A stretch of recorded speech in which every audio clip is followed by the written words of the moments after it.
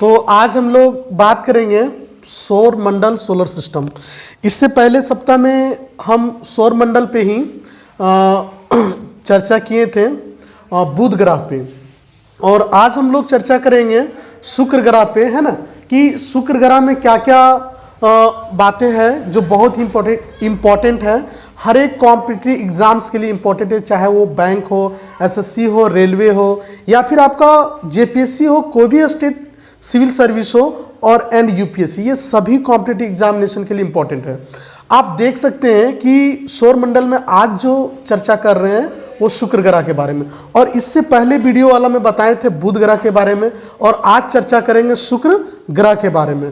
तो शुक्र ग्रह जो है वो सूर्य के सबसे नज़दीक दूसरे नंबर पर वाला ग्रह है, ठीक है। और यह जो ग्रह है देखा जाए तो सूर्य के सबसे नज़दीक नहीं लेकिन दूसरे नंबर पर है, यानी कि दूसरे स्थान पर यह आता है। अब आगे हम लोग देखेंगे कि शुक्र जो है वो सूर्य की परिक्रमा, शुक्र की परिक्रमा टोटल 225 यानी कि 225 दिनों में पूरा करता है। और उसके बाद और इसका सबसे खास बात यह है कि शुक्र ग्रह जो है वो पृथ्वी के, है ना, नज़दीक और चमकीला ग्रह भी है, ठीक है। और यह जो ग्रह है शुक्र ग्रह, यह एक गर्म ग्रह भी है, ठीक है। और इस ग्रह को, शुक्र ग्रह को सांझ का तारा भी कहा जाता है। उसके बाद इसमें और भी खास बात है कि यह शुक्र ग्रह जो है वो सुबह को पूर्व की दिशा की ओर दिखता है और शाम को पश्चिम दिशा की ओर दिखता है। और इस शुक्र ग्रह में टोटल जो CO2 है, कार्बन डाइऑक्साइड, वो है 90 से 95% तक है।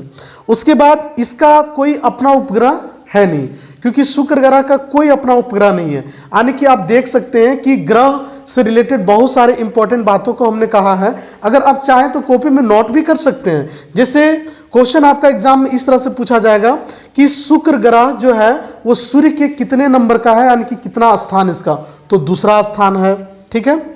उसके बाद शुक्र ग्रह जो है वो सूर्य की परिक्रमा कितने दिनों में करता है, तो 225 दिनों में करता है, 225 डेज में, यानी कि 225 दिनों में पूरा करता है। उसके बाद है कि शुक्र जो है वो सूर्य के, है ना, यानी कि यह सूर्य के नहीं बल्कि पृथ्वी के नज़दीक, और यह चमकीला ग्रह भी है। यानी कि शुक्र जो है वो शुक्र ग्रह के नज़दीक, यानी कि शुक्र ग्रह जो है वो सूर्य के नज़दीक नहीं बल्कि पृथ्वी के नज़दीक और चमकीला ग्रह है। एग्जाम में क्वेश्चन इस तरह से पूछा जाएगा कि वह कौन सा ग्रह है जो पृथ्वी के नज़दीक और चमकीला ग्रह है, तो आपको मारना होगा शुक्र ग्रह, ठीक है। उसके बाद आगे देखेंगे कि सबसे गर्म ग्रह कौन सा है, तो शुक्र ग्रह है। उसके बाद किस ग्रह को सांझ का तारा कहा जाता है, तो शुक्र ग्रह को सांझ का तारा कहा जाता है। और तो इस तरह से देखा जाए कि इसे सांझ का तारा कहा जाता है, किसे, शुक्र ग्रह को। और यह जो है शुक्र ग्रह जो है वो शाम को वेस्ट यानी कि पश्चिम की तरफ दिखता है और सुबह को ईस्ट यानी कि पूरब की तरफ दिखता है। उसके बाद आपको एग्जाम में इस तरह से पूछा जा सकता है क्वेश्चन कि वह कौन सा ग्रह है जिसमें CO2 की मात्रा 90 से 95% होती है, तो आपको मारना होगा शुक्र ग्रह। उसके बाद कौन ऐसा ग्रह है, या फिर आपको यह क्वेश्चन पूछा जाएगा कि शुक्र ग्रह का क्या कोई अपना उपग्रह है या नहीं है, तो आपको आंसर मारना होगा नहीं। ऑप्शन में डी में नहीं होता है तो डी आपको मारना होगा। इस तरह से लगातार हर एक कॉम्पिटिटिव एग्जामिनेशन में पूछा जाता है, चाहे वो किसी भी स्टेट का PCS हो, UPSC हो, बैंक, SSC, रेलवे, ये सभी कॉम्पिटिटिव एग्जाम्स के लिए महत्वपूर्ण है। क्योंकि देखिए अभी क्या है कि एग्जाम का जो डिमांड है उसके अकॉर्डिंग आपको पढ़ना होगा, क्योंकि लोग बहुत है पढ़ने वाले। अगर देखा जाए आप कॉम्पिटिटिव एग्जामिनेशन जहां देने के लिए जाते होंगे वहां देखते होंगे कि लाखों की भीड़ में होती है ना, लेकिन सीट वहां लाखों नहीं होता, 8 से 9,000, 10,000, 20,000 और इससे ज़्यादा सीटें नहीं होती, लेकिन लाखों स्टूडेंट भरते हैं। तो सिलेक्शन उसी का होगा जो मेहनत करेंगे, है ना, क्योंकि मेहनत ही आपका फ्यूचर पर डिपेंड करता है।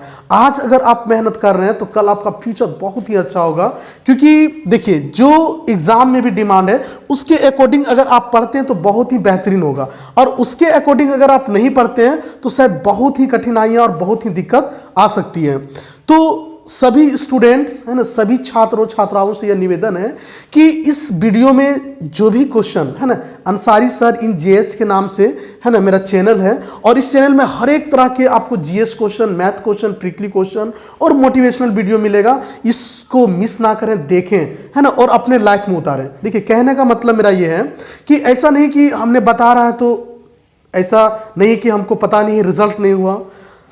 मेरा भी रिजल्ट हुआ, जेएसएससी में हमने रिजल्ट को क्वालिफाई किया है। 2014 में ग्रुप डी रेलवे निकाले थे, और अभी हाल ही में एक रिजल्ट और भी हुआ है, वो फाइनल होने के बाद ही बताएंगे। तो ऐसा नहीं कि हम केवल बता रहे हैं तो हम नहीं कुछ कर पाए, वैसा नहीं है। आज आप मेहनत कीजिए, आपको ये नहीं देखना है कि कौन क्या है, आपको ये देखना है कि हमको उससे क्या मिल रहा है, जो हमको मिल रहा है वो बेनिफिट है या नहीं है, ये चीज आपको देखना है। तो आज हम लोग पूरा बात किए सौर मंडल, सोलर सिस्टम के बारे में। इसमें जितना भी टॉपिक्स आपको बताया गया वो सारे कॉम्पिटिटिव एग्जाम्स के लिए इंपॉर्टेंट है, और इसे बहुत ही अच्छे तरीके से बेहतरीन से पढ़ लें। और चैनल में अगर नए हो तो चैनल को सब्सक्राइब कर दें, और वीडियो अच्छा लगा हो तो लाइक कर दें। धन्यवाद।